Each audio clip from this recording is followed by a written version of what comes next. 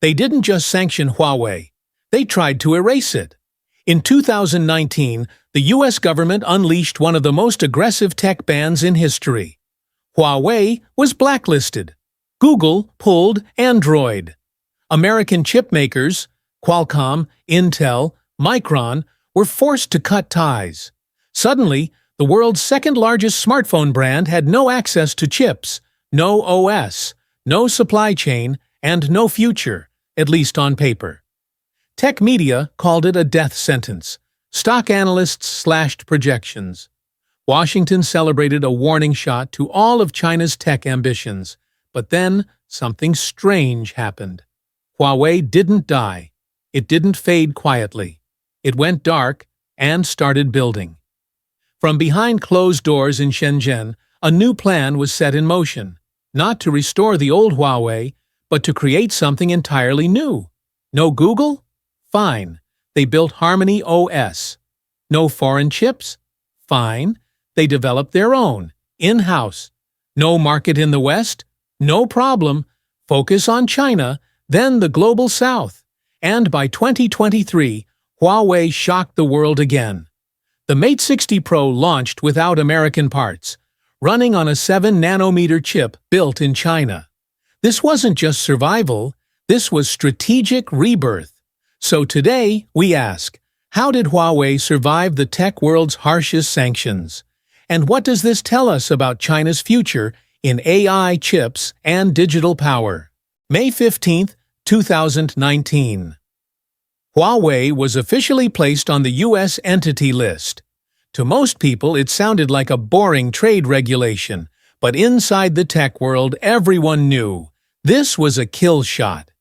Within hours, Google suspended Huawei's Android license. No more Gmail, no more Google Maps, no more Play Store. Then came the chip makers. Qualcomm, Intel, Broadcom, all pulled out, cutting off Huawei's access to vital semiconductors. Next came the foundries. TSMC, Taiwan's chip manufacturing giant, was pressured to stop producing Huawei-designed chips. Even Dutch company ASML was banned from selling EUV machines to China. It was total containment. Not just one company under pressure, but a clear message. If China wants to lead in tech, we will shut it down. At the time, Huawei was the world's #1 smartphone brand, a global leader in 5G equipment. On the verge of dominating telecom infrastructure worldwide, the US knew that. And they acted fast, coordinated, and brutally. Suddenly, Huawei could no longer access the world's software or hardware backbone. No American tech, no global chips, no ecosystem. This wasn't just about national security, it was about setting an example. To every Chinese company watching, the message was clear: don't fly too close to the sun. But Huawei didn't crash. It went silent, and underground, it started to dig. When the world stopped watching, Huawei started building. No press conferences, no bold announcements, just silence, and a massive internal pivot. First, the software. With no access to Google's Android, Huawei accelerated its own OS, HarmonyOS. It wasn't flashy at first, but over time, it became the backbone of Huawei's ecosystem. Phones, TVs, smartwatches, even cars. Then came the chips. With US pressure cutting off chip supplies, Huawei doubled down on HiSilicon, its in-house chip design team. And while they couldn't access 5-nanometer or 3-nanometer processes like Apple or Qualcomm, they did something no one thought possible: designing 7-nanometer chips using Chinese tools, under full embargo. But this wasn't just about hardware. Huawei also began securing its verticals. It shifted from consumers to infrastructure, from Europe to Asia, Africa, Latin America, from phones to cloud computing, smart cities, AI platforms. In short, Huawei stopped chasing the world's market and started building its own world, a parallel tech ecosystem, shielded from Western sanctions, designed to survive in isolation. and perhaps thrive in it. It wasn't a comeback, it was a reconfiguration. Huawei understood something crucial. If you can't join the system, you build a new one. In 2023, something unexpected happened. Huawei released a phone. No fanfare, no launch event, no keynote, just a quiet product drop. Mate 60 Pro. But this wasn't just another phone. It was a signal. Inside the device was a 7-nanometer chip, designed by Huawei, manufactured in China. No American parts, no foreign foundries, no Google, and yet it worked. Tech analysts were stunned. Washington?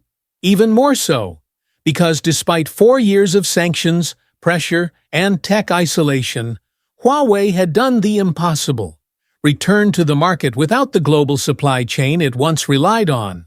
And it didn't stop there. Huawei launched new AI servers, powered by their own Ascend chips. They expanded HarmonyOS to cover more than 700 million devices. They won massive 5G infrastructure deals across Asia and Africa. And they rolled out their own LLMs, entering the AI race, on their terms. But Huawei didn't brag. They stayed silent. No loud headlines. No "we're back" moment. Just a quiet shift in momentum. A reminder that survival isn't always loud. Sometimes it's disciplined, silent, and unstoppable. By 2024, the message was clear. Huawei didn't just survive, it evolved. Huawei didn't just rebuild a company. It built a blueprint for China and possibly for the future of tech itself. In a world dominated by platforms like Android, Windows, and GPTAPIS, Huawei proved a radical idea. You don't need to join the dominant system if you can build your own. That's the real story. Huawei's survival wasn't about making another smartphone or catching up in silicon specs. It was about something deeper. Vertical control, from chip to cloud to OS. Supply chain resilience, designed to resist geopolitical chokeholds. Digital sovereignty, where data, compute, and intelligence stay at home. This wasn't just a tech strategy, it was a national doctrine. An early version of what we now call China's full-stack AI model. The Huawei case became a lesson for all of China's major tech players. Don't just compete, disconnect, and rebuild. Not to isolate, but to survive. And in that sense, Huawei's comeback was more than corporate. It was symbolic. It showed that in the 21st century tech war, dominance isn't always about being first. Sometimes it's about being unblockable. And maybe that's the real future.